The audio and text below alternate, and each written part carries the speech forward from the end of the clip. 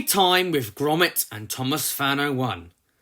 Episode 2, Thomas and the Royal Engine. Based on the episode by Michael White. Written by Laura Jackson and narrated by Gromit and ThomasFan01. This is a story about Thomas and the day he had to take the Fat Controller on a very special journey.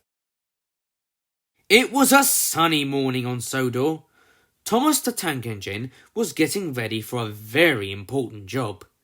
He was taking the Fat Controller to London to meet the Queen. Thomas's cab had been swept clean, his firebox was full of coal, and he had been scrubbed until he was the shiniest engine on Sodor. Beep beep! Thomas whooshed proudly down the track to pick up the Fat Controller. Next stop, London! Clickety-clack, clickety-clack. Are you sure this is the way to London, Thomas? The Fat Controller called out of the window. I think so, said Thomas, but he couldn't quite remember. The track quickly became dark and overgrown. Branches scratched at Thomas's paintwork. Maybe I should have taken the other line, thought Thomas. He puffed and chuffed as fast as he could. Broken branches fell all over poor Thomas. Then he spotted the main line ahead. Phew! They were back on track. Further down the line, a big tender engine was steaming up behind Thomas. The engine didn't see the muddy puddle on the tracks ahead. She was chuffing faster and faster and faster. She wasn't going to slow down. Splash! Muddy water splashed all over Thomas and the Fat Controller. Thomas stopped at the next station. Go and find a washdown, Thomas, said the Fat Controller. Hurry. Somebody else was looking for the washdown that day.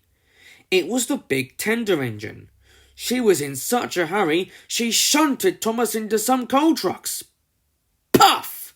Black dust covered Thomas from funnel to footplate. Sorry, said the engine. My name's Duchess of Loughborough. Mine's Thomas, of Sodor, giggled Thomas. Oh, there's so much to do, gasped Duchess. I have to pick up some very important passengers. Thomas kindly let Duchess get cleaned up first. But the workers had used up all of the water in the tank. There was no water to clean Thomas. Thomas was dirtier than ever, and there was only 1 hour left to get to London. In a panic, the Fat Controller left the fireman behind at the station. Now there was nobody to shovel coal into Thomas's firebox. Thomas just couldn't pick up speed. Right, I'll be your fireman, the Fat Controller called out. You can't run a railway without getting your hands dirty. Whir, whir, whir, Thomas's wheels sped along the track.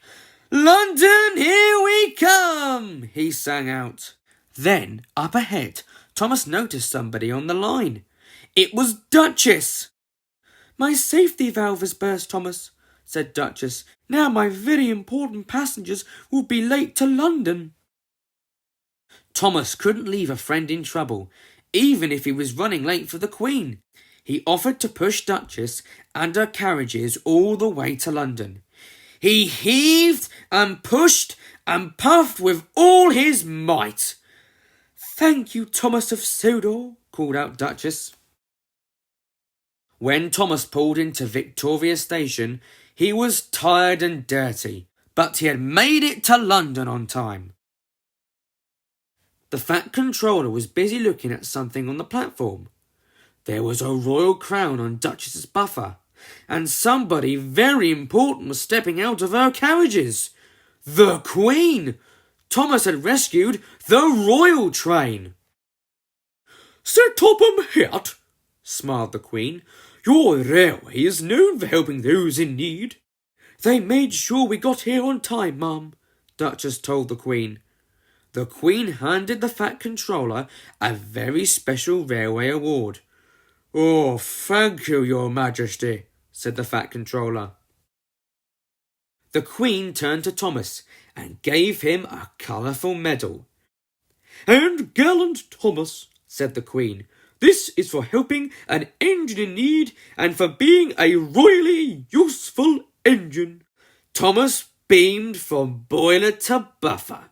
He may have not been the shiniest engine on the tracks that day, but he was certainly the most useful.